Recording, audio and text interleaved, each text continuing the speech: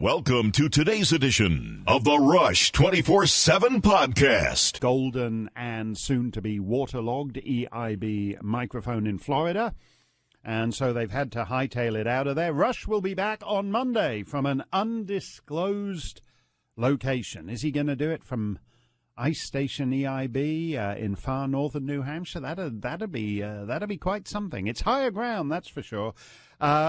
But he will be here. He will be here live on Monday. Mr. Snerdley's not here today.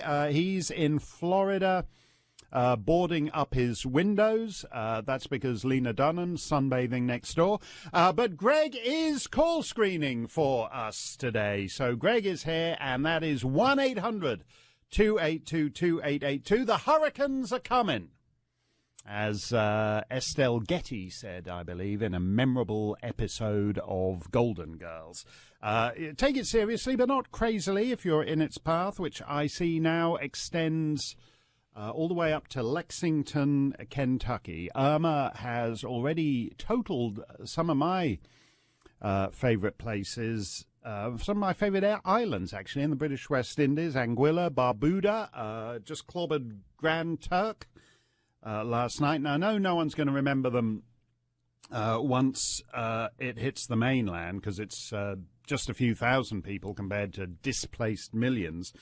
But 95% of buildings are gone on Barbuda, which is that's absolutely extraordinary. If you, whatever size of town or city or village you live in, you imagine if 95% of it is gone overnight. That's what's happened on Barbuda. We'll keep an eye on any hurricane stuff you need to know. But there are other stories in the news. President Trump and Paul Ryan had dinner last night. And it went so well that they've scheduled another for 3 years' time. So that's great news. There's continuing fallout over the deal that that the president has done with Chuck Schumer and Nancy Pelosi, and we will bring you some of that. By the way, this Irma thing, which has been downgraded from Category 5 to Category 4, and people occasionally ask, well, what's above Category 5? What's the definition of a Category 6 hurricane? And the definition, I believe the technical definition of a Category 6 hurricane is when Mitch McConnell's face displays a sense of urgency. That's the official definition of a Category 6 hurricane. Just if you're wondering there, we will talk about that. Also talk about this is a headline in The Hill today. Clinton's score settling frustrates Democrats. Hillary Clinton's third unreadable memoir. If you haven't read her two previous memoirs, her third unread memoir will be launched on Tuesday, and Democrats are getting angry. Excerpts from What Happened, the Clinton campaign memoir, scheduled to be released next week, find her letting loose on the Democratic Party's most popular figures and venting frustration with a process that culminated in her shocking election defeat by Donald Trump. As you know, she blames Biden, she blames Obama, she blames Bernie Sanders, and Democrats are getting sick of it. Even, quote, this from the story in The Hill, even some of Clinton's allies have grown weary of her insistence on relitigating the 2016 campaign at a time when the Democratic Party is looking to forge a new identity in the age of Trump. The best thing she could do is disappear, said one former Clinton fundraiser and surrogate who played an active role at the convention. Quote, she's doing harm to all of us because of her own selfishness. Honestly, I wish she'd just shut the blank up and go away. So this is important. If you're a Democrat and you're listening to this, the DNC has ordered the evacuation of every Democrat from Hillary's book launch. Get out now. Get to higher ground. Run for your lives. Hurricane Hillary is just circling around and around and around, raining on every Democrat in sight. So the DNC has issued an evacuation order from Hillary's impending book launch. You don't want to be around when Hillary's book makes landfall this Tuesday. Now, it is, of course, despite the hurricane and all the rest of it, some things never change. It's the end of the week, and you know what that means. A bit of cheap sub-minimum wage foreign labor for you here today, so there's no point even trying to pretend that there's any kind of highly trained broadcast specialist in sight. So whatever you want to talk about, that's what Open Line Friday means. Give it your best shot. Be like Hurricane Irma and rain all over my parade. 1-800-282-2882. You can talk about anything that is on your mind. And I mentioned just at the top of the top of the show that some of my favorite islands in the British West Indies got clobbered by Hurricane Irma, and I said the Turks and Caicos got it last night. The roof was ripped off the hospital in Grand Turk. And I know I've taken calls on the air over the years from callers in the Turks and Caicos who listen to this show. I think one caller from Grand Turk and another time a caller from Providenciales in the Turks and Caicos. So if you are listening in the Turks and Caicos, then it's Open Line Friday. You do not have to be on the sovereign territory of the United States of America. It's such an Open Line Friday that if you're in the sovereign territory of the tyrannical British Crown in the Turks and Caicos, we'll take your call too. 1-800-282-2882 is the number to call. Mark Steyn in for Rush, and we're gonna break things down for you. It's a big week politically. Look, it's not difficult to figure out why Trump did what he did with Pelosi and Schumer the other day. The politics of this is obvious, as you can see from looking at the news. Right now, the news is all about devastation, run for your lives. On one side of the country, you've got Houston interstates that look like canals in Venice. They're still full of water as they go through the town, through the underpasses. And on the other side of the country, you've got interstates that are choked with cars fleeing north up the Florida Peninsula. And the Democrats come to a thing, say, we'll give you 3 months on the debt ceiling, we'll take it all off the table, and we'll do the Hurricane Harvey relief.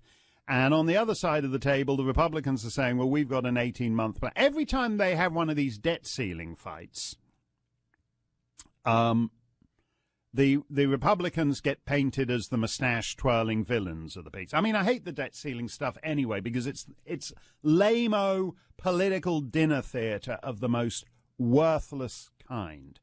And as I said, every time the Republicans get painted as the mustache-twirling villains of the lame-o dinner theater. And this time round, as I said, you've already got devastation in Texas, and we've got impending devastation in Florida. So you would have the, Republicans threatening to shut down the government story at a time when condo complexes are breaking off the Florida coast and floating into the Atlantic Ocean, and Granny's standing on the roof of the condo complex waving her walker as the Coast Guard helicopter is hovering overhead trying to lower the rope ladder to her, and it would be the Republicans' fault. And that's all that the president did. He said, I can believe Mitch McConnell and Paul Ryan, and they'll let me down as they have done reliably for the last 8 months, or I can kick this down the road to December with Chuck and Nancy, and go with Chuck and Nancy. And it says something for the incompetence of the Republicans as the majority party in the House and the Senate, that the president decided he couldn't take a flyer on them. And don't forget, this is a guy who, with the exception of the whole Melania's shoes thing, with the exception of Melania's shoes, which itself indicates how desperate the Republicans were, the media were, to find something to blame Trump for, has actually had a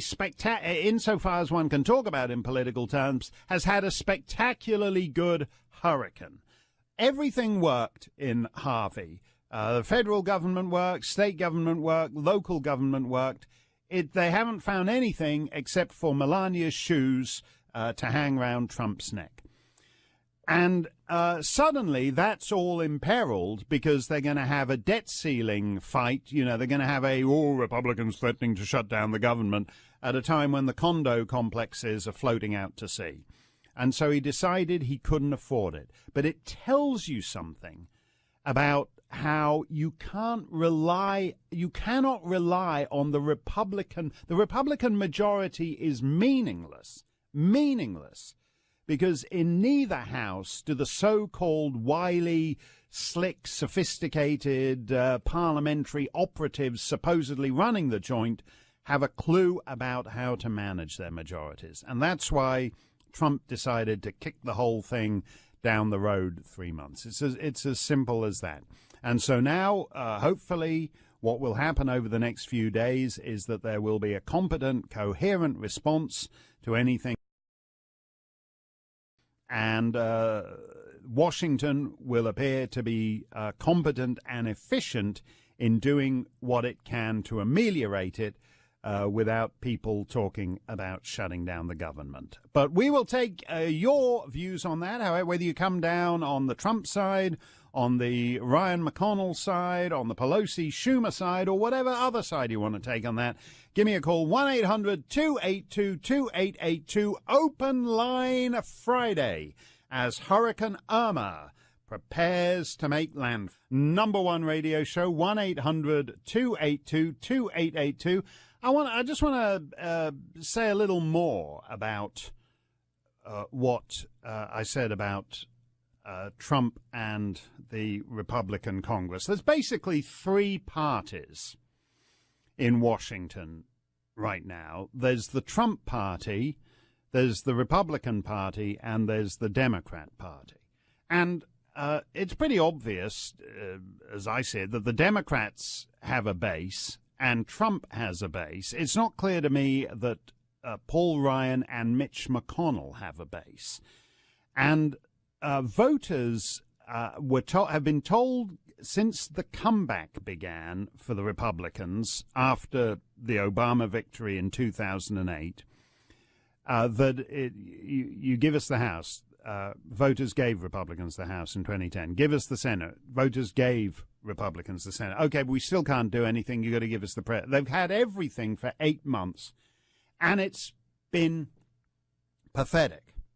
And Mitch McConnell said when they came back from their recess, which I believe was the longest congressional recess in a decade, right? The longest congressional recess in a decade. And Mitch McConnell's going, oh, well, we got a lot to do because we have to find a way to continue to fund the government and not to default on the debt repayment, right? Now, none of those things are actually doing anything. That's not legislating. That's not doing anything. That's like saying, "Oh, I've got a lot to do this month. I've got to figure out a way to pay my phone bill and transfer $50 from my savings account to my checking account in order to pay the phone bill." So that Mitch McConnell, when he said, "Oh, we got a lot on our plate. We got a lot on our plate this month because we got to figure out a way to fund the government and figure out a way not to default on the debt repayment." That isn't actually doing anything. That isn't doing anything. And then he mentioned the president's tax plan, which, to be honest, I can't believe the tax plan will happen. And what's horrible about it is that all the great ambition of the tax plan is instead the idea that there would be a simplified tax code. You'd have maybe a four-page tax form, and at the end of it there'd be a number, and that'll be the check you write to the government. You know, the idea that that this horrible and fundamentally obscene tax code that the United States government has would be dispensed with. All that's been forgotten. The idea of any kind of comprehensive tax reform has been forgotten, and it's getting smaller and smaller and smaller. And the way to bet is that McConnell still won't manage to do it. And he says, oh, well, the problem here is that maybe, as he said when he was, whatever that meeting he was at, whatever it was, at the Elks Lodge or wherever it was, where he happened to be saying that, oh, the president doesn't understand how things work, and he perhaps had too ambitious plans about you. Yes, there are certain things that are particular to Donald Trump, like the wall. All the rest is stuff that you ran on, that you raised money on. And forget the lobbyists and all the other people you're enthralled to, you great swamp-dwelling creep. We're talking about all the ordinary Americans you raise money off by yourself, claiming to be in favor of reduced taxes and Obamacare repeal. They're not things that Trump came up with. Trump came up with, whatever you want to call it, the Muslim ban and no more Mexican rapists and various other odd priorities of his. But things like lower taxes and things like Obamacare repeal, you're supposed to be in favor of, and you're supposed to have been planning. And okay, let's say you're going to take the longest vacation that any deadbeat legislator has taken in a decade. Why, when you were working on your fabulous tan, why couldn't you have actually, also been working on something to do with tax reform, so that you don't suddenly give the impression like, one of the advantages of, say, doing a starter job, like doing the night shift at the Quickie Crap or Dunkin' Donuts or whatever it is that the minute you leave, you don't have to think about it. Being Senate Majority Leader is not supposed to be like doing the night shift at Dunkin' Donuts. Yet that actually appears to be how Mitch McConnell looks at it. To broadcast from Florida today, from his corner of Florida. So Rush is en route to it. He originally planned to do today's show, and then hightail it out of there. But he had to adjust his plans at the behest of the government of Florida and Mother Nature. And Rush will be here on Monday from an undisclosed location. We're all very excited. Who knows, he might actually decide to do the show from Ice Station EIB in far northern New Hampshire. He'd love it. I'm not sure he's ever set foot that far north in the Granite State, and it would be delightful to see if Rush could actually... If Rush would actually enjoy. When Rush is away, there's one thing to do. You don't need to be discombobulated by a sinister foreign guest host. All you need to do is go to rushlimbaugh.com and sign up to be a Rush 24/7 subscriber, and it's like he's there. Nothing. Doesn't matter whether there's a heat wave. Doesn't matter whether there's a Mexican earthquake. Doesn't matter whether there's a Caribbean hurricane. Rush 24/7 is always there, and you can enjoy Rush in any medium yet known to man. You can hear the radio show on your schedule, whenever you want to listen in the middle of the night, anytime you want to. You can get it in text.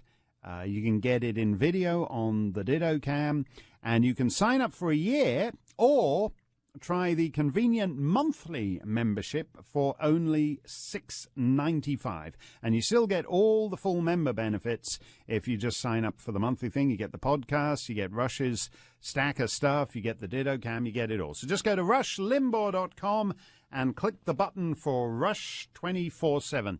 It's Open Line Friday. That means that whatever you want to talk about, I'm going to talk about. We're not going to attempt to ruthlessly control the content. We're not going to say we're going to be doing North Korean nuclear program this hour and we're going to be doing the debt ceiling. It doesn't work like that. You can go from one thing to another. You can jump like a frog across lily pads all the way across the pond from one flibbity-jibbity subject to another, whatever is on your mind. But I got to say, this is one of my favourite stories today from The Guardian in Britain.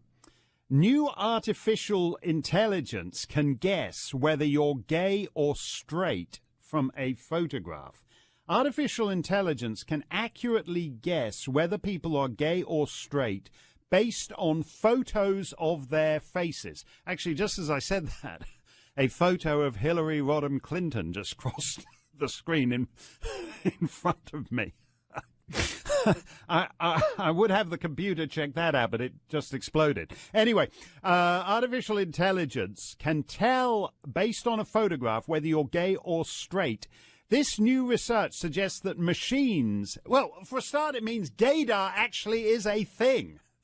It's a thing. It's a gaydar machine, you know. So if you're worried about this, just like people have radar detectors in their cars, so they're driving down the highway, and they're worried that the police radar trap might be a mile down the road, so you put a radar detector in your car. If you're worried that the government might have a gaydar trap a mile down the road to see if there's any gays coming through, and you're a bit worried about that, you'll soon be able to have a gaydar detector put in your car that will tell you if there's a gaydar trap coming up on I-95. So we will.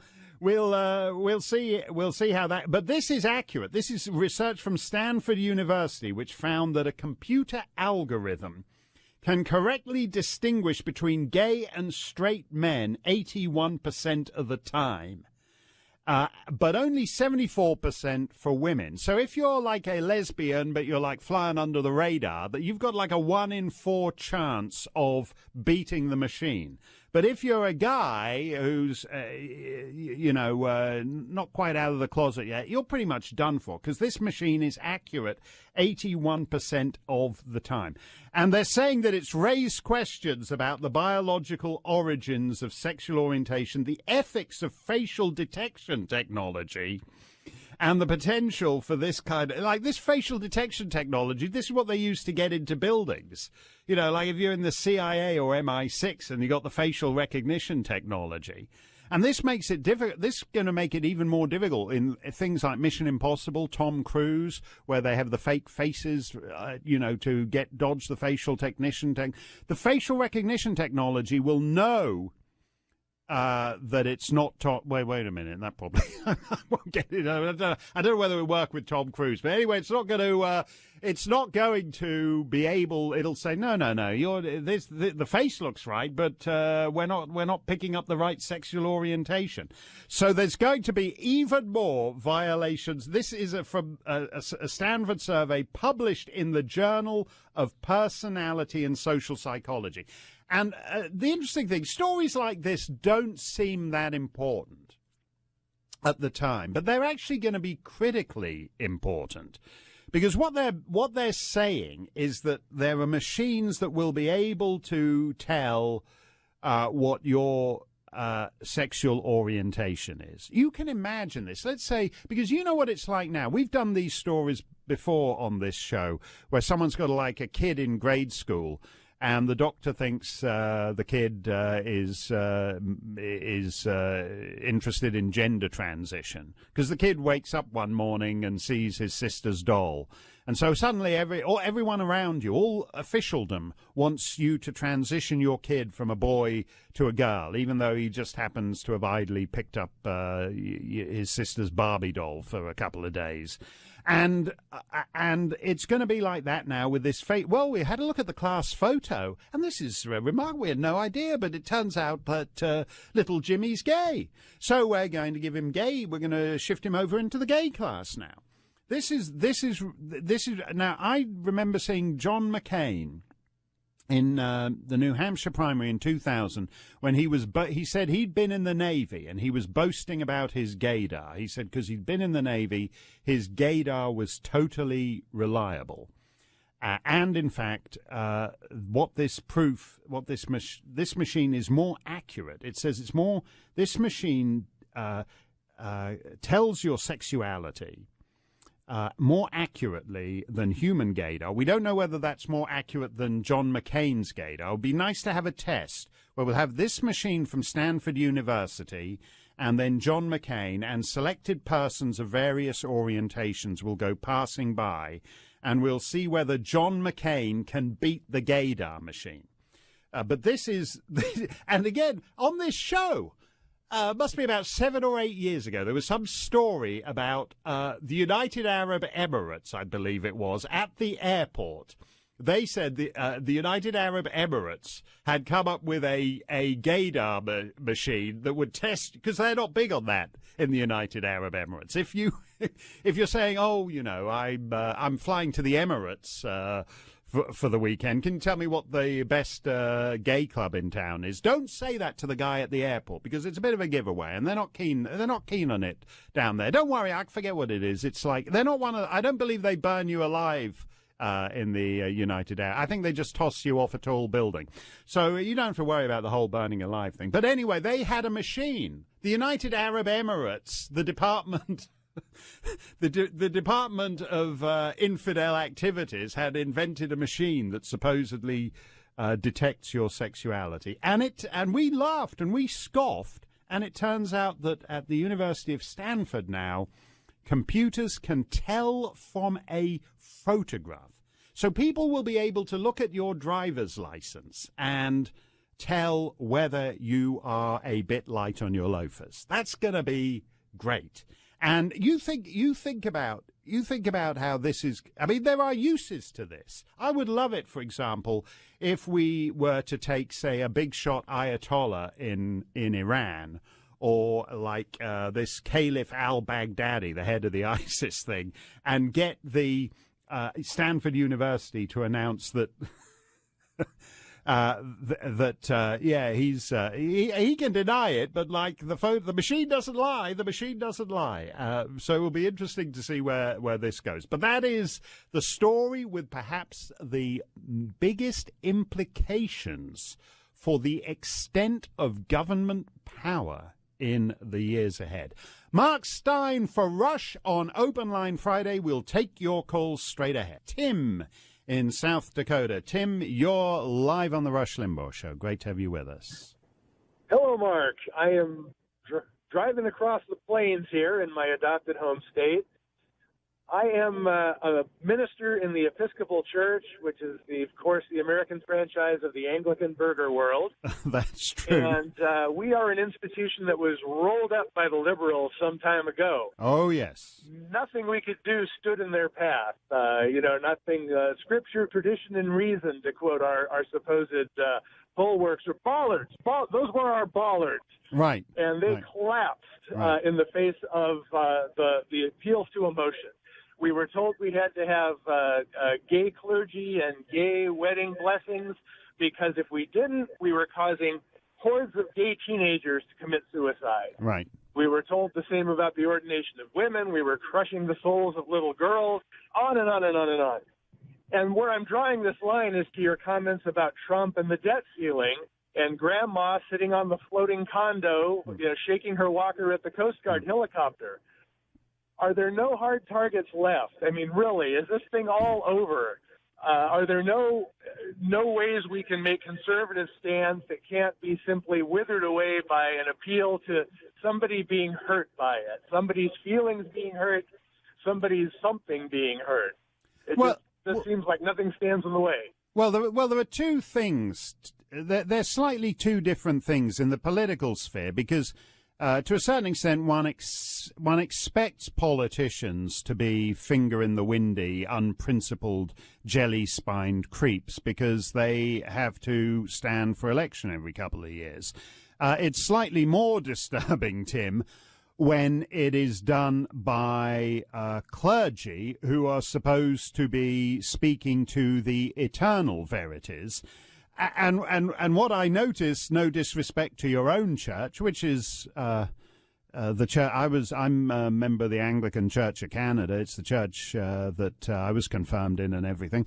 But it's exactly the same there, and it's exactly the same over in Mother England, and it's the same at almost all their branches, except I think at the Anglican Church of Nigeria, which has more members in its pews every Sunday than the United States, Canada, and the United Kingdom combined. Which is my point, Tim, that selling out doesn't actually selling out to the modish fancies of the day, and you're about to be told, you know, oh, you don't have enough, you're not transgender friendly enough, you don't have enough transgendered archbishops, so you better get hep to that.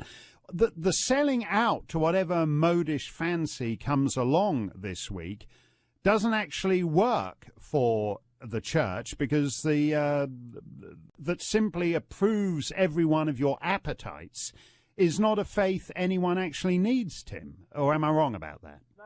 No, that's absolutely the case. But it does have trust funds and property to liquidate for the club members who do like it. Right. No, and I actually think that's not an issue in the United States. But I think, for example, what's happening in Britain and Europe and other parts of the Western world, where the church, as you say, the church has a lot of real estate, it has a lot of property, it's shy on members. And what you see in Britain and Europe, which is one of the most sad features of Western life in the early 21st century, is churches being sold off and converted into mosques. And if you remember that Ariana Grande concert bombing in Manchester a couple of months ago, that guy, the guy who did that, actually attends a mosque that used to be a church. And I reiterate that. And actually, Islam is, whatever one feels about Islam, it's a stern faith.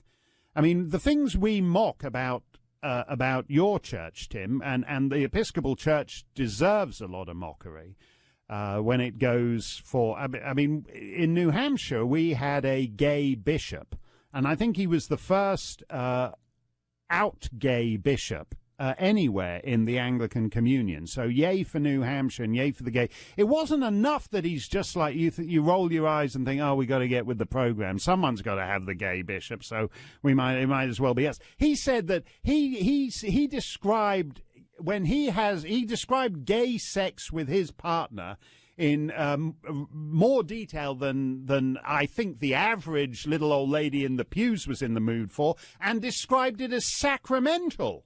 That's how far the gay bishop of New Hampshire went. And say what you like about Islam, but I can't think of a single imam.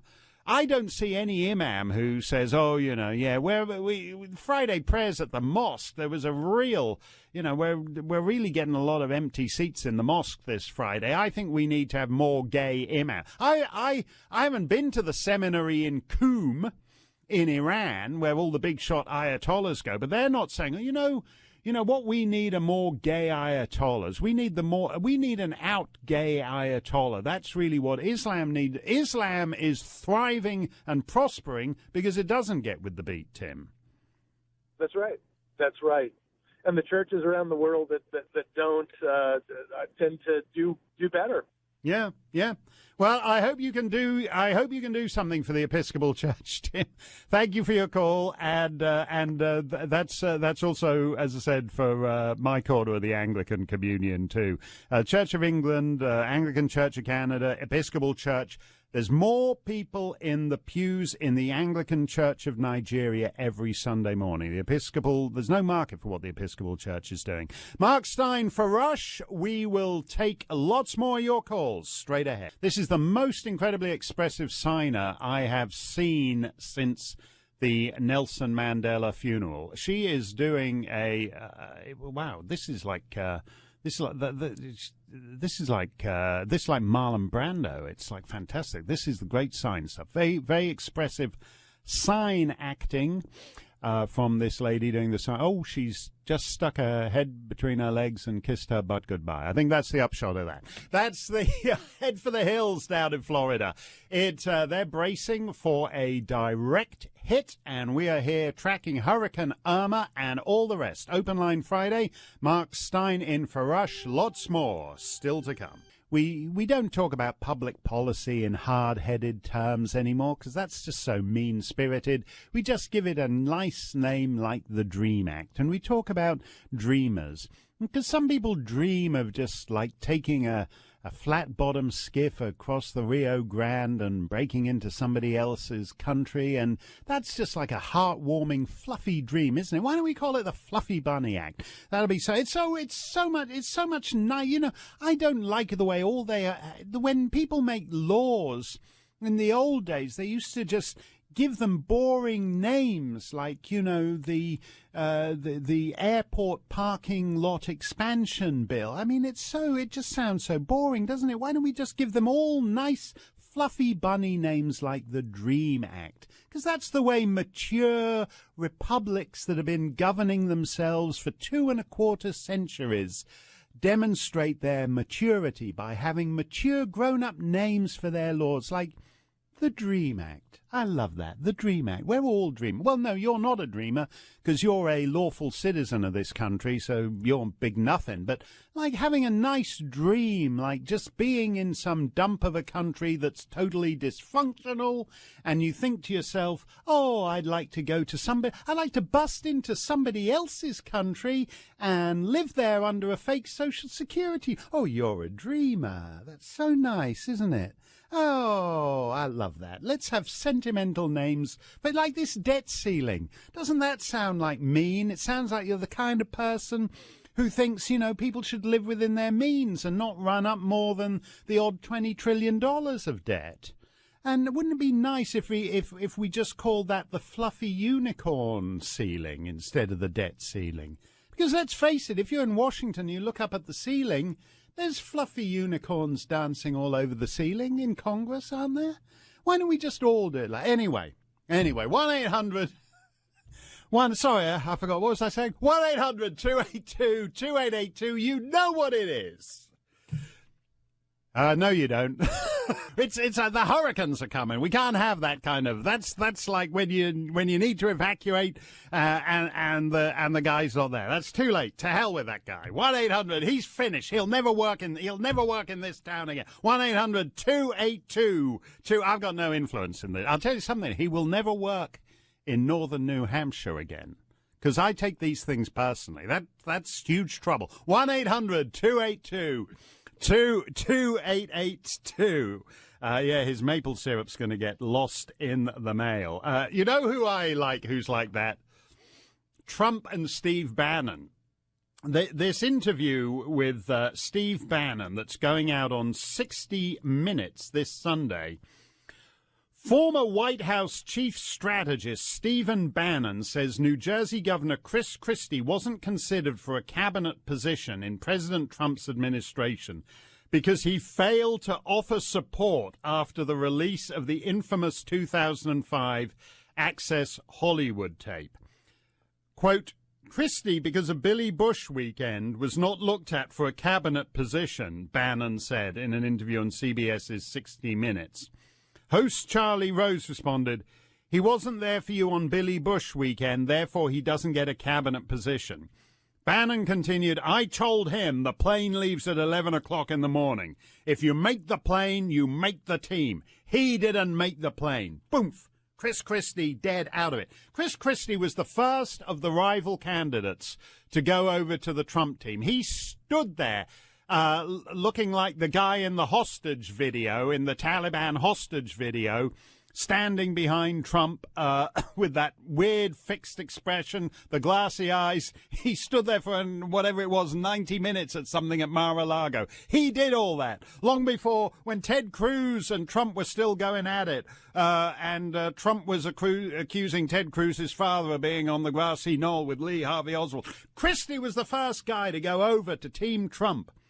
But he wasn't there on Billy Bush weekend, and that's why he's not Attorney General today. So Trump and Bannon are unforgiving like that. If you want to talk about the other interesting thing, going back to what we were talking about the Episcopal Church, Bannon makes a rather interesting point in that interview about the Catholic Church being so much in favor of illegal immigration. Because they're all about, the dreamers, we love the dreamers, everybody's, I'm a dreamer, you're a dreamer, everyone's a dreamer.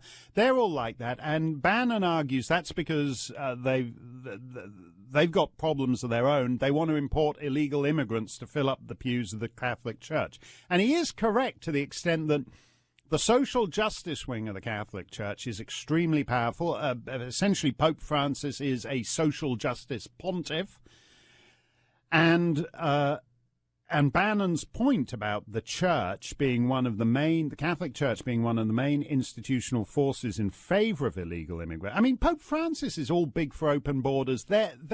Pope Francis, when he had that big shot president of Iran come to visit, they have to cover up the nude statuary in Rome now, in the heart of Christendom, so that it doesn't offend the big shot visitors from Iran. Yet Pope Francis is still all hot for Islamizing Europe, and the Catholic Church in America is still all hot for illegal immigration there. We will talk about that.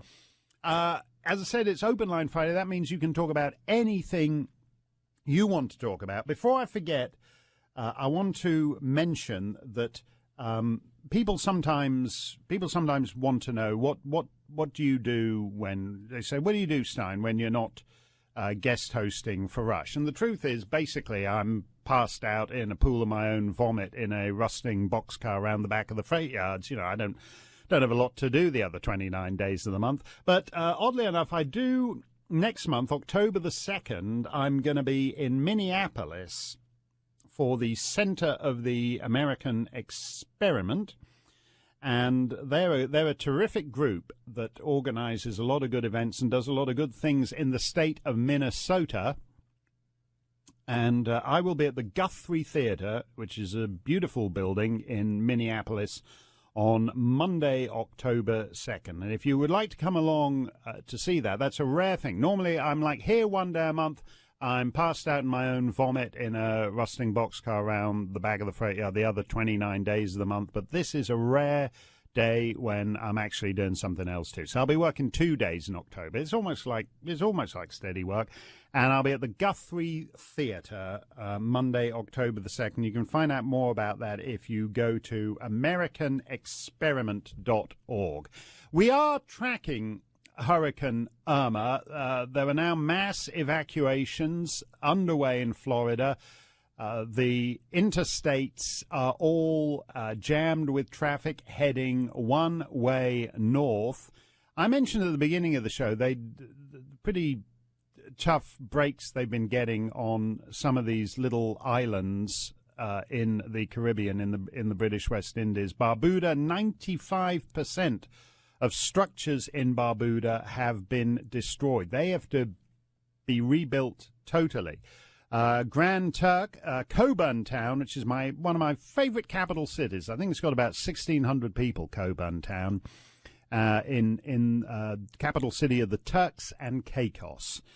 And I love that. I love that place. It's got a beautiful little pocket legislature and a pocket Supreme Court, and I think there's a picture of Her Majesty's prison, which is now a tourist attraction, but it was a prison, as the name suggests, until the 1990s. And the little picture of me last time I was there, taken outside that. A beautiful place. Well, London suspended the government of the Turks and Caicos because it was corrupt and dysfunctional. So it had direct rule from London. They fired the Prime Minister and the government because they were corrupt and dysfunctional. I didn't even know that was a thing with government. Hey, did you know that? Like, you can be in government and be fired for being corrupt and dysfunctional. It never occurred to me. Do you think anyone knows that in Washington? It was like extraordinary. I didn't really realize that was a thing. But the entire government was fired for being corrupt and dysfunctional in the Turks and Caicos. And Grand Turk got clobbered last night. Anguilla also got clobbered. That's a little island. Used to be part of the same colonial administration as St. Kitts and Nevis. And St. Kitts and Nevis became independent. Anguilla didn't want to be with them. And in fact, they declared a Republic of Anguilla think about 1968, 1969. And they rose up in revolt, just like you guys did, against the British Crown. And their revolution was put down.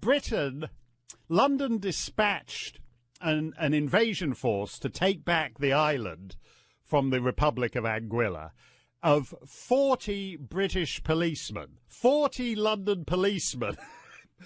You couldn't put down a Black Lives Matter one-man protest outside a convenience store with 40 policemen now. 40 London policemen put down the revolt of the Republic of Anguilla and restored it to the British Crown. That's how likeable the Anguillans are. They had it was like Revolution Light, not like you guys. You guys were serious about it. 40 coppers, 40 British bobbies wouldn't do it. Yeah, that's right.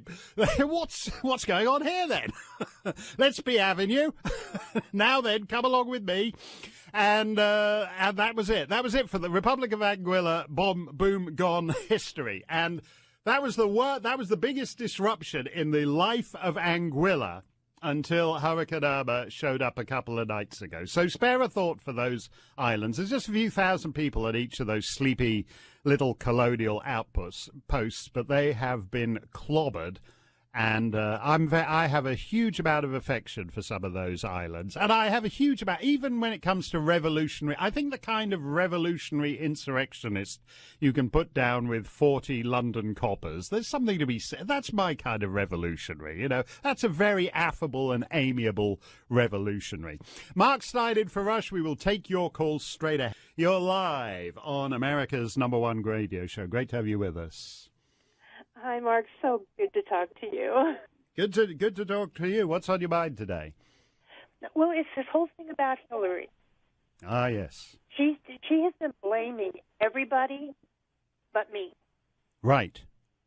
I voted for Trump. She should name me too. So you want to be Well, look, I have it. We've had the leaked excerpts from all the Hillary books so far, blaming all these people. And I was stunned at the bit they released today, because they're rolling these out gradually to maintain excitement for Hillary's book launch on Tuesday. And they've got something here from page 783 of the book. I was still confident, writes Hillary, that I could overcome James Comey, Vladimir Putin, Bernie Sanders, Joe Biden, Barack Obama, the Macedonian content farmers, and the other people in the tank for Trump, until I heard Cheryl was planning on voting for Trump. I felt as personally betrayed as I did when Bill Clinton came home bored on a long holiday weekend and announced he wasn't having an affair that day. It's right there on page 738 of the book, Cheryl. You're blamed. Don't worry about it. But before you go, Cheryl, have you paid I think it's $2,400 US or 3,000 Canadian? I believe that's what they're charging in Toronto for a personal meet and greet with Hillary at these book signings. Are you going to pay for that when she comes to your local Barnes and Noble? Are you going to pay $2,400 for a personal meet and greet? No, I'm not. I'm kind of hoping she'll just meet and greet me since she just named me. Well, that's the next stage, is that for just $10,000, if you pay $10,000, Hillary will come and stand beside you with a big, pointing her finger at you and say, "I blame you." And that's just for a mere $10,000. You can be personally blamed for throwing the election to Trump, Cheryl. So that's good news. So you consider that. Thanks for your call. Thanks for your call, Cheryl. Do you know something? Did you detect a slight Macedonian accent from Cheryl? I thought I did. I think she might be one of those Macedonian content farmers that Hillary likes to blame, because the truth of the matter is that it wasn't Putin who was throwing the election to Trump. It was the Macedonians. Because what you have to ask, if you're Hillary, what you have to ask is, if Putin is behind Trump, who's behind Putin? Behind Putin, it's the Macedonians, and behind the Macedonians, it's Cheryl in Colorado Springs. That's the thing. You got to look deep, deep, deep into the conspiracy theory. Now, I mentioned earlier that the big story in the Hill that the big shot Democrats are getting sick of this. They're trying to move on. And who invented the concept of moving on politically? Bill Clinton, Hillary Clinton. In the 90s, they said, oh, Monica is old news. We need to move on. Hillary is now the last person in the world who cannot move on from the 2016 campaign. She wants to relive the 2016 campaign forever. And the big shot Democrats are getting totally sick of it. And they're saying, and as I said earlier, the DNC has issued an evacuation order to all Democrats that they are immediately to evacuate the Hillary book launch on Tuesday. Flee for your lives. Don't wait for the Hillary book launch to make landfall. Flee now. Run now, because otherwise you're going to be trapped. You could be trapped in a room with Hurricane Hillary just circling, raining over everybody in the room. Oh, look, there's Joe Biden over there, and I think I'll go and rain on Joe Biden for a bit. Oh, look, I think I'll circle over there. I'll just like rain over here. I'll come over here and rain on Obama. Look, I'll rain on... Bernie Sanders said something very sensible this morning. He said, what ideas? She's accused him of stealing her ideas. What idea has Hillary ever had?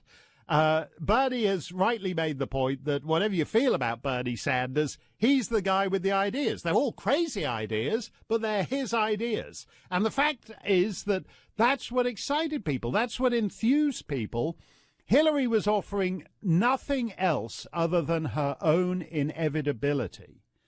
And she's bitter about it. Bernie, I think, is quite likely to run again. I mean, I kind of live up in his neck of the woods, and the word round there from people close to him is that Bernie is giving serious thought to running again, and he'll be a mere 112, I believe, at the start of the next primary season, and he's seriously thinking about running again. And it doesn't matter that he's 112, because he's got something. He's got something larger than himself. Hillary offered nothing other than her own invincible sense of her indispensability, and nobody else bought it. And you don't need to buy a book to figure that out, and no matter how many people she blames, that will always be the reason why she lost. Yesterday, talking about this ridiculous show on Headline News, where they had a whole panel talking about how outrageous it was he said what he said. And, in fact, there was only one person on the panel who'd actually bothered to check and listen to what he said. But there's a follow-up story in The Hill, basically, that today, the big newspaper for Congress, that says after mocking Hurricane Irma as a liberal plot, which is not what he said, Rush has now had to flee. Rush has not fled.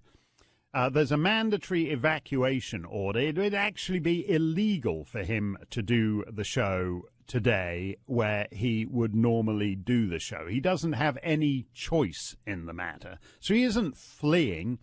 Rush isn't the kind of guy who does flee, but the rubbish that is spoken, it's like Chinese whispers. Rush says something, some twit from Media Matters writes it, somebody from CNN comments on it, somebody from Al Roker asks Al Roker what they think of what the CNN guy commented about what the Media Matters guy interpreted what Rush said.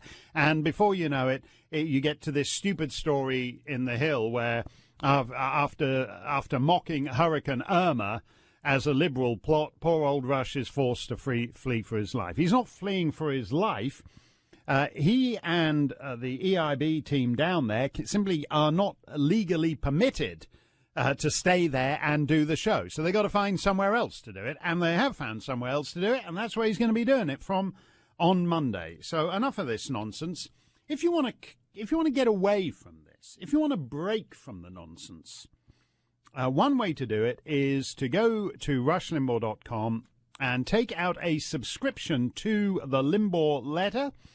It's America's most popular political newsletter. It comes out every month, and if you subscribe now, you'll be in time for the September newsletter, which features Rush interviewing Dinesh D'Souza. You may remember the last time I was here, Dinesh was on the show, and I spoke to Dinesh D'Souza about this new book of his, The Big Lie, exposing the Nazi roots of the American left. And it was making a lot of big waves. And people said, I was very interested to hear what Dinesh D'Souza said, Steyn, but you did an absolutely terrible interview. You can't really interview for your life. You're not very good at it. You should find some alternative work, like maybe being a milkman or a buggy whip manufacturer. And you've got a point. So the way to discover how a really good, effective interview with Dinesh D'Souza goes is to subscribe to the Limbaugh letter, because the master is doing it right there. Rush is interviewing Dinesh D'Souza. He'll be talking about this book, The Big Lie, exposing the Nazi roots of the American left, and it's particularly timely at a time when we're all going bonkers about statuary, because all the statues of these so-called hate figures are, in fact, statues of Democrats.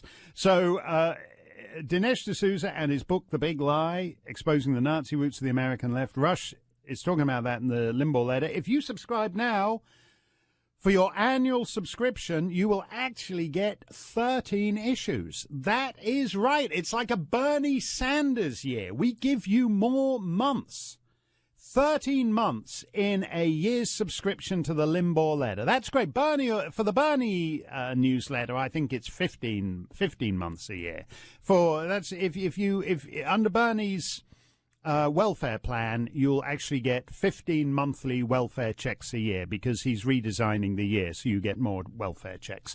But in the Limbaugh letter, you get 13 issues for your 1-year subscription. You'll also get Rush's bonus report, 15 ways to beat liberal lies. All you got to do to sign up is go to rushlimbaugh.com and sign up to become a Rush 24/7 subscriber. Let us go to John in Topeka, Kansas. John, you're live on America's #1 radio show. What's on your mind today?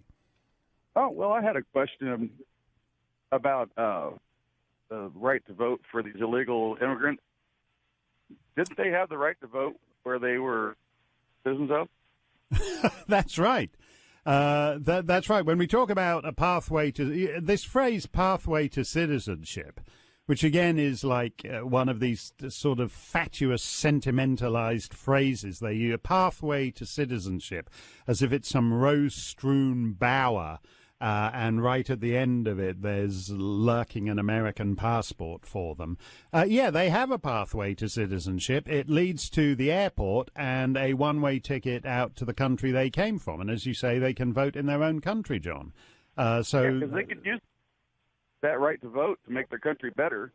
That's right. And the fact is that I believe that they should give legalization to the DACA kids, like a red card, not a green card, but something similar. But in 25 years, a possibility of becoming an American citizen.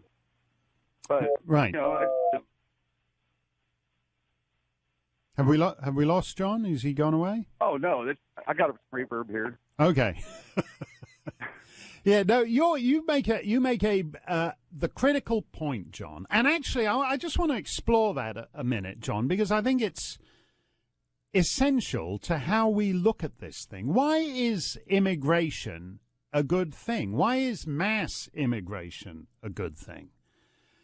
In the old days, it used to be, in the 19th century, if you came in through Ellis Island in the late 19th century because you were subject to the Tsar, it was because if you were a peasant in 12th century Poland, then your great-great-great whatever was going to be a peasant in 14th century Poland, and your great-great-great-great-great whatever was going to be a peasant in 16th century Poland, and eventually you get sick of all that down the generations, and you decide, I'll get on a boat to Ellis Island and take a flyer on something new. And it was understood even then in those terms that the point about immigration was you were supposed to have whatever your incentives were, you are supposed to have something to offer the state in which you were arriving. In other words, the point about immigration is that the immigrant is supposed to benefit the people who are already there. That's the purpose of immigration. It's quite simple as that. A nation has borders, and the people within the borders are the people of that nation. And if you're not one of those people within the borders, you're welcomed in as a guest, and you have to demonstrate that you are of some benefit to the people who are already there. But it goes beyond that. It goes beyond that. There's actually nothing kind and generous in denuding developing countries around the world of the people who can't stick it there any longer and want to get the hell out of there.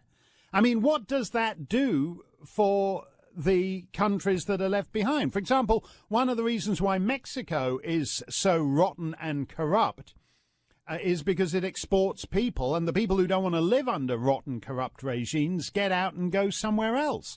The point, and this again, to go back to what we were talking about when everyone went bananas a few weeks ago, they went crazy because Stephen Miller was mocking the stupid poem that's stapled on the bottom of the Statue of Liberty. Because the short version of that poem by Emma Lazarus, oddly enough, it's not chiseled into the statue.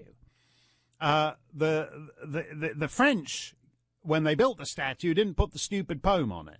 The French sent the Americans a great statue of liberty, and then the Americans stapled a stupid poem to the bottom of it and made it a statue of immigration.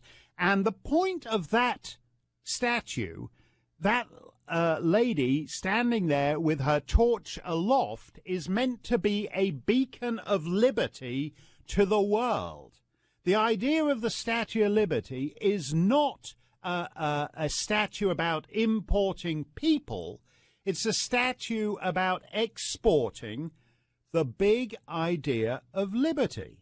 And so the idea that somehow the solution to the world's woes is to regard all 7 billion people on the planet as incipient potential American citizens in waiting is a completely deformed way of looking at what that statue represents. That statue is actually making the point. John in Topeka actually is making the point here that it would be a lot better if people stayed in their own. If you like America, if you like individual liberty, if you like civilized functioning society, if you like small government, if you like freedom of speech, if you like freedom of association, if you like freedom of movement, if you like freedom of religion, if you like all these things, the best thing is not to come to America, but to demand your right to it in your home country.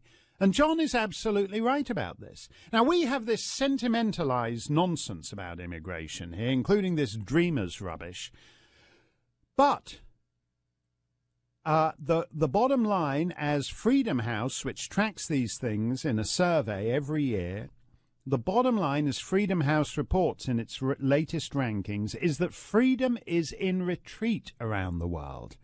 And there's not going to be more freedom in the world if we just say to people, give up on freedom wherever you are in Latin America, wherever you are in Africa, wherever you are in Asia. Give up on freedom. There's no point to it there. What you got to do is come here and be a dreamer. No, don't do that. Don't do that. Live up to the Statue of Liberty. The Statue of Liberty says we're not about importing people. We're about exporting the central idea, the biggest idea of all, which is human liberty. And rather than, I mentioned I was going to be in Minnesota on October the 2nd, which is full of Somalis. All these Somali refugees, they call it Little Mogadishu, whatever part of Minneapolis that is. There's no point to turning Minneapolis into Somalia. There's a lot to be said for turning Somalia into Minnesota. And you don't do that by telling the world to all come, and this country over here operates operates effectively, and here's 150 countries over there that are totally dysfunctional. So let's ask all the 150 countries to send us all their people, and then we'll have one overcrowded, dysfunctional country over here and 150 empty, dysfunctional countries over there. No. The Statue of Liberty is not about importing people, it's about exporting liberty. And John in Topeka is right. If you want to vote, go back to your own country and vote to make it better. Mark Steyn for Rush, lots more still to come. Some Americans who are planning to shoot at Irma or use flamethrowers and lasers to stop the hurricane. I don't know about it. The BBC always has a whole category of stories. You'll never guess what these crazy Americans are up to now. But this is about some guy called Ryan Edwards who is planning to shoot at Hurricane Irma. Actually, I believe, I'm not a ballistics expert to this degree, but that actually if you shoot into the eye of a hurricane, the hurricane swallows up the bullet, and then it comes down and kills some guy in Anguilla or Barbuda. So it's probably quite safe to do. If you want to shoot at Hurricane Irma, do have a go. But it's about to make landfall. They're giving a briefing by the Homeland Security Advisor on it at the White House just now. Take it seriously, but take it calmly. Rush is engaged in relocating to a new broadcast facility from where he will be doing the show live on Monday, and that's good news. He will be here on Monday. He wanted to be here today, and then was planning to fly out after the show, but he had to adjust his plans at the behest of the authorities. Where are things going in the relationship between Trump and Congress? Is this deal with Pelosi and Schumer anything real, or is it just to get him? I seriously believe, given the fact that these are people who are planning to impeach him, given the fact that Nancy Pelosi is now boasting that she controls his Twitter feed, which is outrageous, because it's one thing for the Democrats to secretly control Congress. It's an entirely different thing and far more consequential if the Democrats are now controlling Trump's Twitter feed. But the fact is that the last 8 months have been absolutely dismal for the Republican Congress, and people are entitled to be annoyed at it. Trump is a doer. Now, there's things that are not just the fault. They're not the fault particularly of Ryan and McConnell, but they're the fault of a system that has become perverted and dysfunctional, and the debt ceiling actually embodies that. It's a structural fault in what has happened to the way Congress is run. And because they didn't take him seriously and, in effect, despised him and had contempt for him, McConnell and Ryan, that I think Trump figured he certainly wasn't prepared to mortgage the public attitude to his handling of hurricanes to Ryan and McConnell's ability to manage a debt ceiling negotiation as hurricanes are afflicting Texas and Florida. That's why he did what he did. But it's on them. They don't particularly support his agenda, and they took the view, I think, on January the 20th. By the way, just to go back to that thing where Christie got dumped from the cabinet because he wasn't on the plane because he didn't stand by Trump sufficiently after the Billy Bush tape was leaked, Ryan didn't stand by Trump. Ryan abandoned Trump. Ryan was indifferent to Trump. Ryan was giving conference calls, as we heard from Louis Gohmert, telling congressmen the key thing is to make sure you get elected. The argument to make sure you get re-elected is to say you're going to be there as a brake on Hillary. Fat chance, right? These guys can't be a brake on anything except a Republican president. So Trump is right about that. But the dysfunction, this is a shot across their bow, saying you've either been incompetent or hostile to the president's agenda. You sink or swim with Trump. That's it. That's the choice. You sink with Trump or you swim with Trump. But that's it. Mark Steyn for Rush. More to come. Plaid for Rush to wear, and and we've got him. And I know he's been in, Florida a lot, so he's got sophisticated tastes in food. But we're gonna give him. We've got the maple drenched chicken. And we're going to have some nice maple soup for him before the maple drenched chicken. We're in maple glazed potatoes on a bed of maple. And so I think Rush is going to have a really great time. He's going to be doing his show from an undisclosed location. We're hoping it's going to be Ice Station EIB in far northern New Hampshire. But in the meantime, it is Mark Steyn. I said I was living the dream because we love the dreamers. Don't we love the dreamers? Everybody loves the dreamers. I tune in to so-called right-wing media. I watch all the right-wing haters. The right-wing haters love the dreamers. I think I'm the only guy who loathes dreamers. I want to deport every single dreamer just because of the stupid name dreamer. I don't think any self-respecting, mature society should even children of illegal my kids actually were brought here against their will. and nobody calls them dreamers. In fact, some twit from ICE threatened to deport my poor daughter. She's got all the paperwork, and the ICE can't wait to deport her. You say, hey, go and deport that one over there. He's got no paper. Oh, no, he's a dreamer. He's a dreamer. Dreamers, they're covered by DACA. Do you know what DACA is? I don't know why DACA hasn't got a nice word like dream or fluffy or delicious or scrumptious.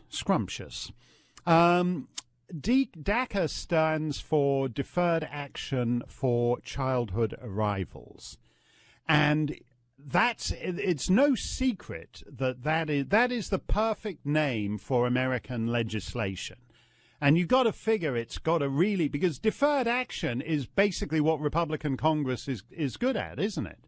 I mean, I don't know I think they should have just an all-purpose bill called DACA, Deferred Action for Congressional anything, because that's basically how Ryan and McConnell are running Congress. In fact, I'm in favor of changing the name of the GOP to the DAP, the Deferred Action Party. Okay, we've been saying we're going to repeal and replace Obamacare since 2010. But give us a break, it's only 2017. So we've deferred action on repealing and replacing Obamacare. Before we took our recess, that's the one thing we don't defer action on. When we want to have a 6-week recess, we go for it. We act on that. When it comes to going home, putting your feet up, lying in the hammock, working on the tan, that we can do. We spent the months before the recess working on deferring action on Obamacare, repeal and replace. And so having deferred action on Obamacare repeal, we're now ready to defer action on tax reform. We're going to be spending the next 3 months before Christmas deferring action on the president's tax reform proposals. If you're wondering whether we'll also have time to defer action on building the wall, actually, we will. We can not walk and not chew gum at the same time. The Republican Party can do that. The Republican Party in Congress is brilliant at not walking and not chewing gum. If you say to them, okay, you can't walk and chew gum, but could you either walk or chew gum? They say, no, we can not do either at the same time. So the Republican Party will be spending the next 3 months not funding the wall and not advancing the president's tax reform proposals. They are quite possibly. I mentioned earlier the government of the Turks and Caicos Islands that a few years ago was suspended by the colonial civil servants in London. 2 or 3 years ago was suspended by the colonial civil servants in London because they were corrupt and dysfunctional. And it was very odd, actually, when I was in Grand Turk. You've got a little mini parliament there. And I took someone who was with me, I took to show around the parliament. I didn't plan it. I just walked in. And because the parliament had been suspended for being dysfunctional and corrupt, the lady who was looking after it was quite happy to let us have the run of the chamber. And so I showed this American visitor the mace and the other aspect which symbolizes parliamentary authority and things, and the Speaker's chair, and showed the nice lady from the Turks and Caicos legislature took a picture of the American visitor next to the portrait of the Queen. It was all vain, because it had been suspended because it was corrupt and dysfunctional. So the Parliament was empty and nothing was happening. And oddly enough, the Turks and Caicos legislature, suspended with nobody in it, operates as effectively as the Republican majority does. And we're supposed to be pleased, by the way, that we did get Neil Gorsuch nominated to the Supreme. That isn't doing anything. 30 years ago, that wouldn't have been a thing. Until the Bork nomination, when getting a nomination through became a difficult feat, that wouldn't have been anything either. Presidents were entitled to have their judges nominated to the Supreme Court, and you got them. But even if it is something, it isn't actually anything. It's just a bunch of guys holding up their hands and voting. It's no legislating involved in that. Vicente Fox has just announced that he's running against Trump in 2020. Do you know this guy? He was the president of Mexico, and he's announced that he's running against Trump. He's a dreamer. He hasn't got citizenship either, but he's covered by DACA. It's there. You'll wait. It's a 3,000-page bill, and somewhere on the end of it there'll be a thing saying, and Vicente Fox can run against Trump. He's there. He's posing in a hat saying, always ask before grabbing a blank, which is a reference to Trump's Billy Bush tape. So Vicente Fox has announced his 2020 bid against Trump. And he says, now, I know a lot of you will say, how can you be president? You're a Mexican. And to those people, I have three words: Donald effing Trump.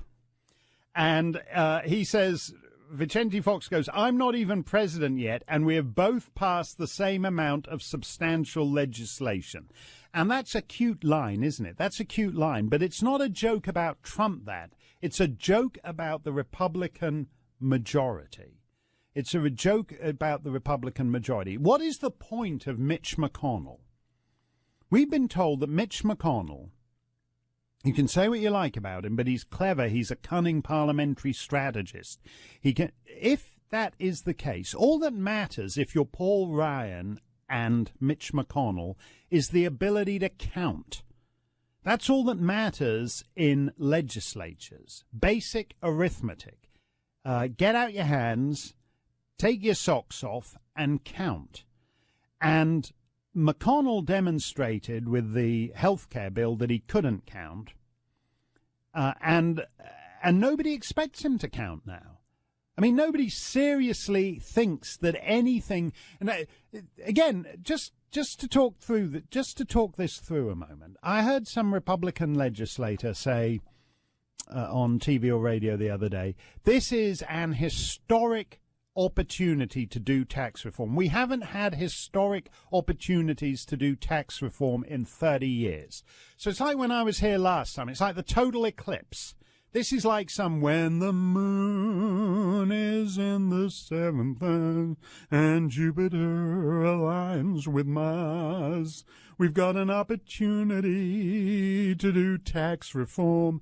Right? So this is great historic. The planets have aligned, and we now have a once in a third of a century opportunity to do tax reform. When they want to put up your taxes, that's not once every third of a century. That does boom, boom, boom. That can happen every 20 minutes, like number 23 bus. There'll be another one along in a minute. But to reform taxes, simplify taxes, that's a once in a third of a century opportunity. That was a few days ago. Now they're always saying, no, sorry, that ship has sailed. That's gone. Check back with us around 2050. That ship's gone now. We might be able to get something more simplified through.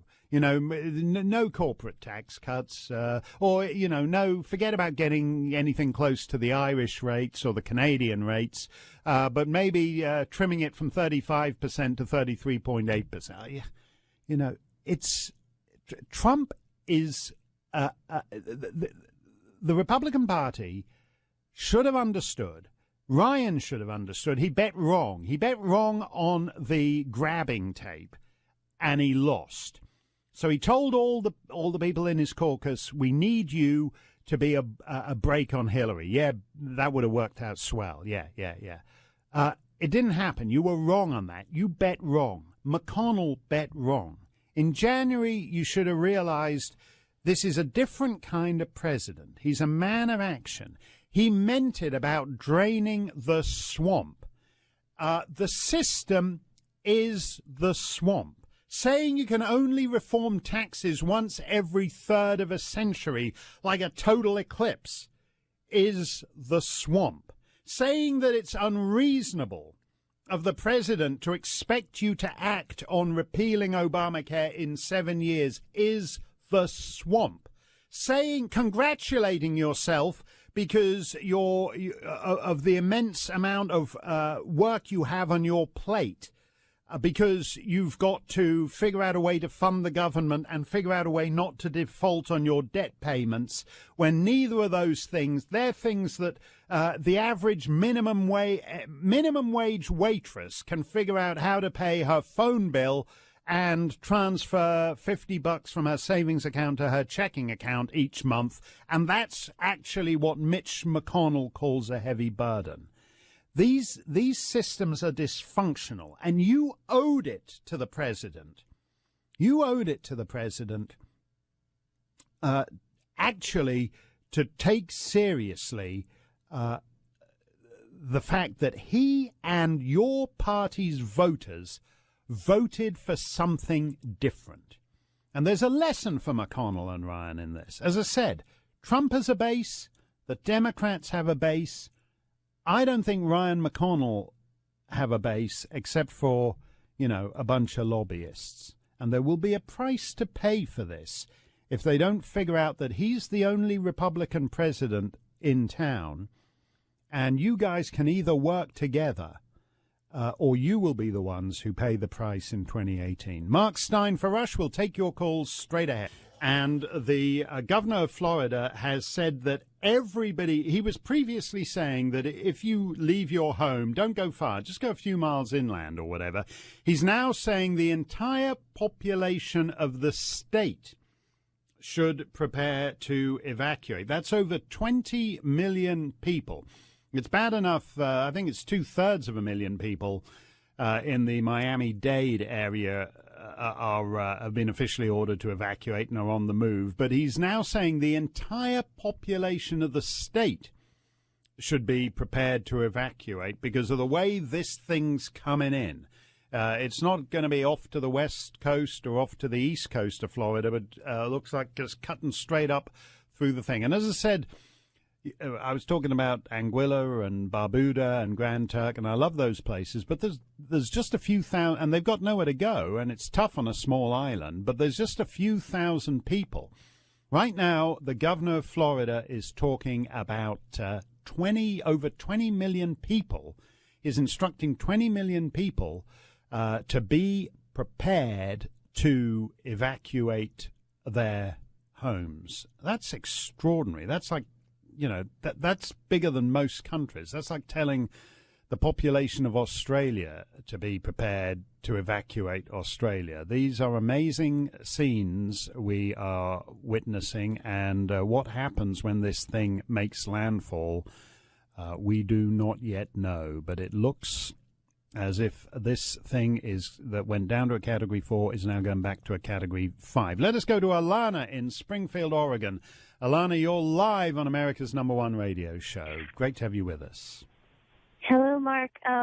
Thank you so much for taking my call. And I think you're absolutely hilarious, by the way. Well, these are grim times, but we do our best. What's on your mind today, Alana?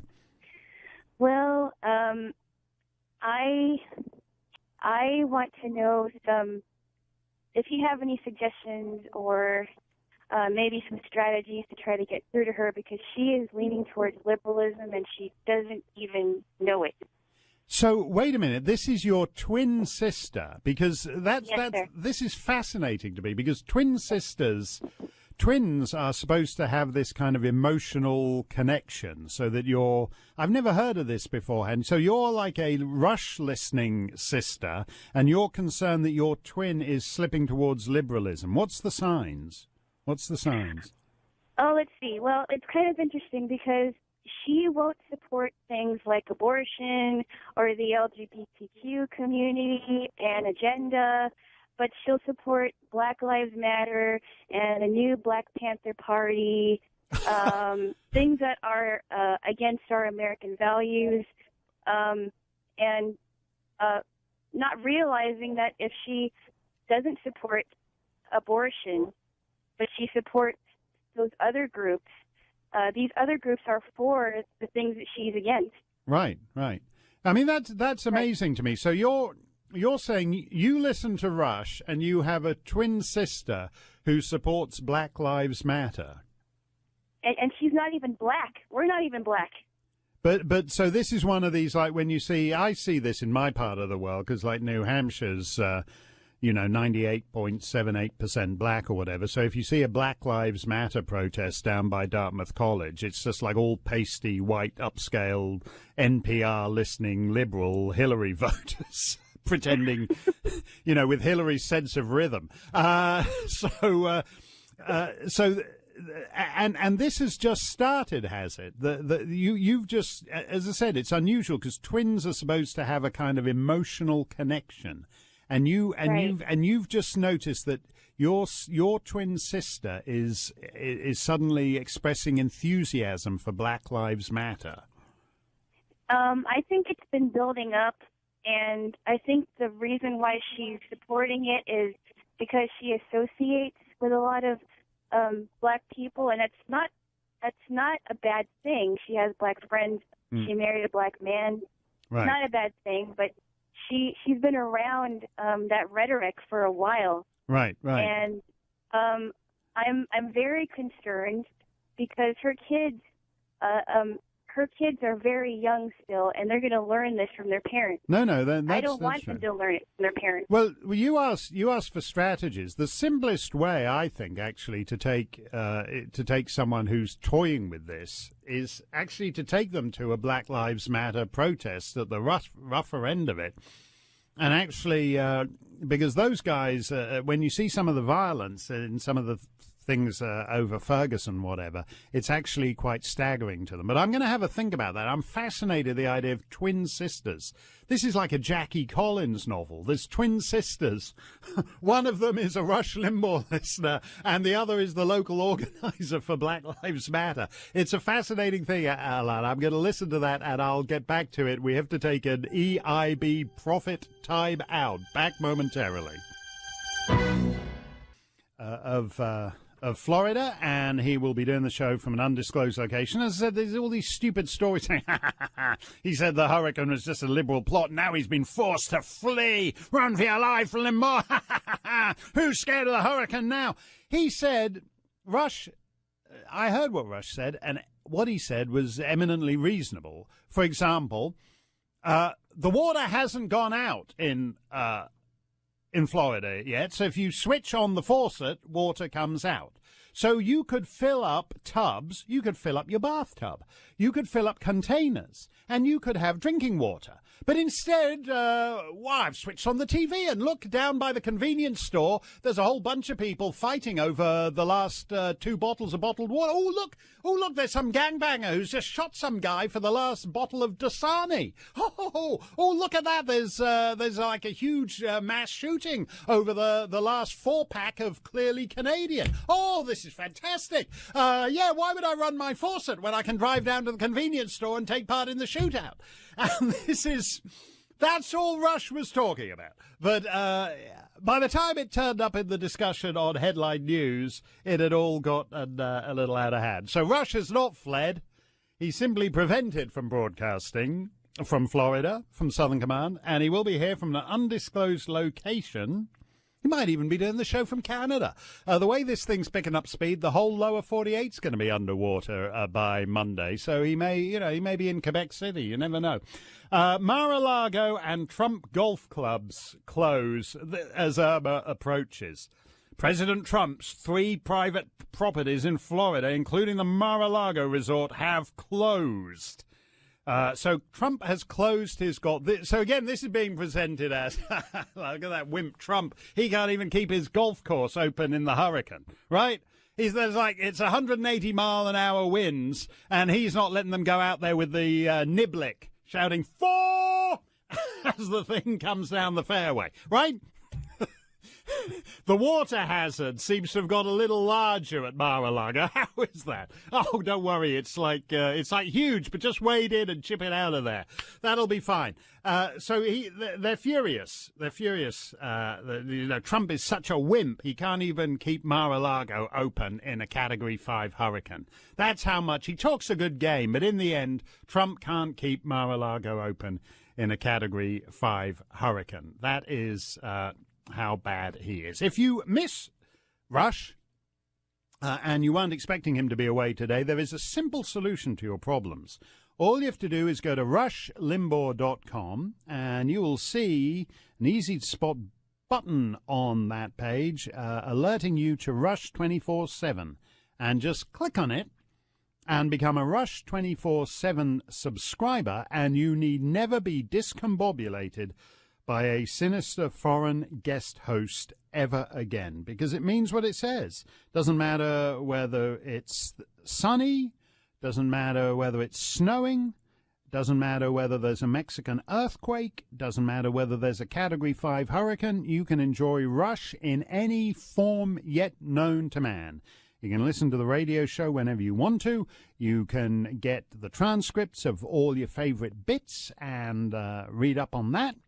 And you can see Rush on the Ditto Cam too. You can get the archives, so there's all stuff going back decades on the radio show. You got the old TV show in there, and you get everything, whether you subscribe for a year or you just take out the month. If you're a bit suspicious, not worried, a bit worried it might not be your bag, just take out a monthly subscription, see whether you like it, and you'll still be entitled to the full package of benefits. All you got to do is go to rushlimbaugh.com and become a Rush 24/7 subscriber. Let us go to, I tell you what, let's go to Karen in Charlottesville, South Carolina. Karen, you're live on the Rush Limbaugh Show. Great to have you with us. The famous Charlottesville. Everything all calmed down there now, Karen? It's Virginia. Oh, is it? Oh, that's right. So, okay, what do I know? I'm a foreigner. How many Charlottesvilles? I don't even know why you have Charlottesville. That's named after Queen Charlotte, isn't it? I don't know why. It is. Yes, it is. Well, that name should go. Why are you naming yourself after all these racist, unacceptable names of British monarch consorts? It's they should be getting rid of the name Charlottesville long before they tear down Robert E. Lee and Stonewall Jackson. What's on your mind, Karen? They're getting ready to reopen the side street that they closed Saturday. Oh, right. So that was the street that the poor girl got killed on. Right. Yeah, and I don't see anywhere in the news how hard and how many people got organized to do a protest against the people who came to protest. Yeah. Nobody's even mentioning it. Well, the reason they're not mentioning it, Karen, is because of what happened when the president mentioned it. The president condemned violence on both sides, and he got slapped down for it. And then you had all the virtue signaling right piling on, like Mitt Romney with his, fatuous observation that it's Nazis, racist, white supremacists on one side, and then people protesting them on the other side. And the fact is that the Antifa protests are organized, violent protests. They're so organized. Nobody said a word. There was a month before this protest happened, there was another one. Right. And the police arrested, I think, 7 people, and they were all on the other side. They weren't the supremacists that came to town. No. And everybody was so upset. And this huge call went out, and the police weren't allowed to arrest the counter protesters, is what they were calling themselves. Right. Because they got in trouble the first time. Yeah, and essentially the political authorities, both at the municipal and state level, took the view that they were going to they can't repeal the First Amendment, so that people are allowed to hold rallies and talk about what they want to talk about. But they were going to teach these white supremacists by giving them a hell of a hiding, by, in effect, driving them into the path of the other crowd and letting them get clobbered. And effectively, they deliberately withdrew, or that's the difference between Charlottesville on whatever it was, the Saturday, and Boston a week later. That in Boston, the police did not decide to surrender the streets. I mean, basically, the Virginia authorities did a good cop, bad cop routine with the so-called Antifa protesters, where the police department stepped back and let the lefty guys cause a big old riot down there, Karen. Because of what happened the month before. Right. And they were so prepared. They called it non-aggressive. They had classes in it. They were holding classes in how to put yourself in these people's place and cause violence. Yeah, no, and you're right. I mean, for a start. And how to document it.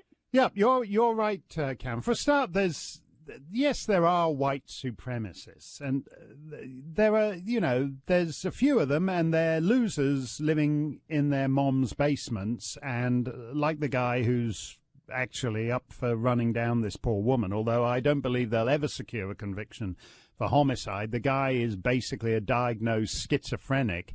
And everyone who knows anything about schizophrenia knows that you panic when you're surrounded by large numbers of people, like a mob around your automobile, and they will never secure. They will never secure a homicide conviction against a diagnosed schizophrenic. So good luck with that. But the point here is that they have organized violence on the left around the map, and nobody cares about it. And there is no white supremacist movement in this country worth speaking about. There's white identity politics, and as whether you regard that as a good thing or a bad thing, if you have a system where everybody else is allowed to have an identity. I had a thing where on the I was talking about on television the other day. Like, it was one of these LGBTQIA type. I think that was the LGBTQIA protest. And I said I always lose it after the Q. I can never remember what it is after the Q. Anybody? And I asked the guy whether he knew what the IA stood for, and he didn't. They don't even know the acronyms.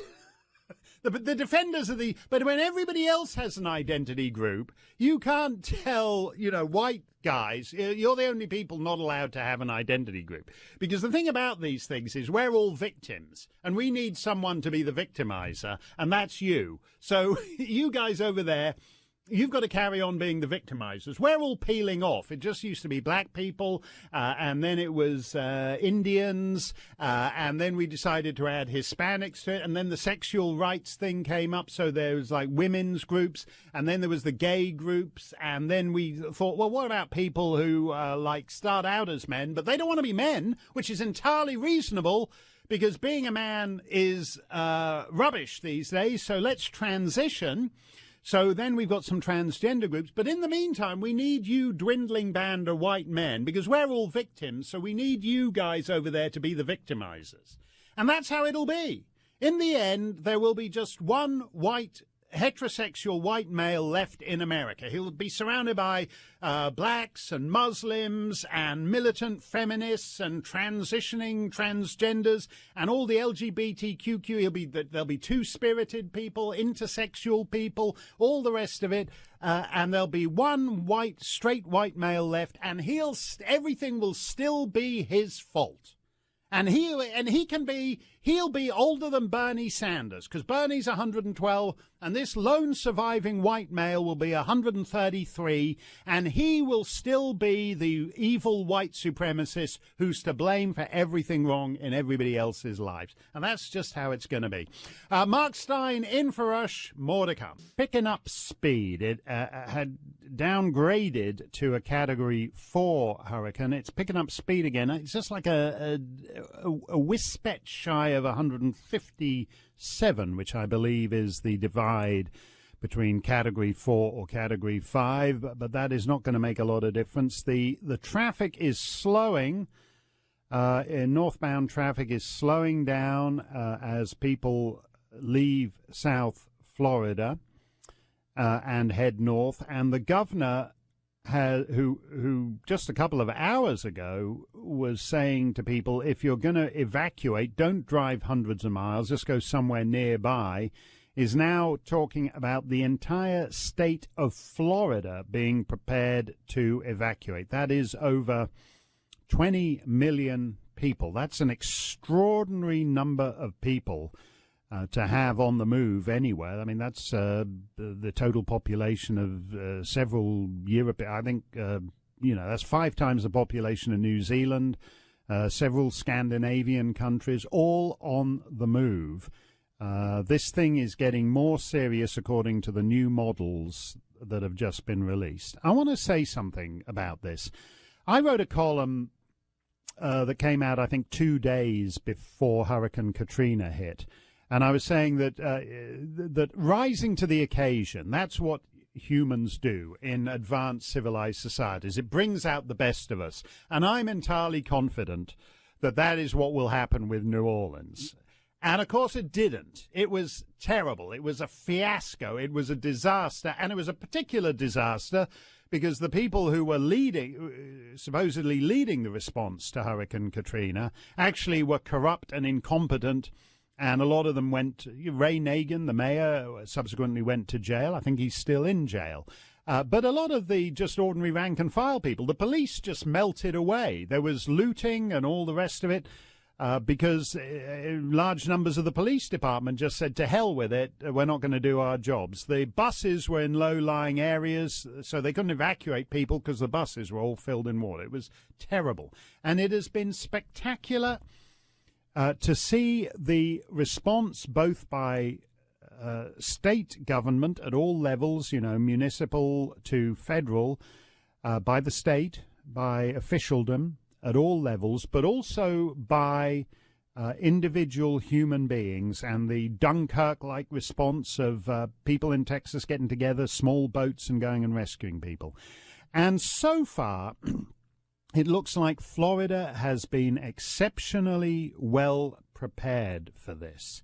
So if it is as serious as the governor says, it will be devastating, but it is not going to be a fiasco and an embarrassment and actually a mark of shame on a great nation as the pathetic and pitiful response by the corrupt, incompetent, and even worse, it was basically Louisiana and New Orleans that were corrupt and incompetent, and they somehow managed to blame it on Bush.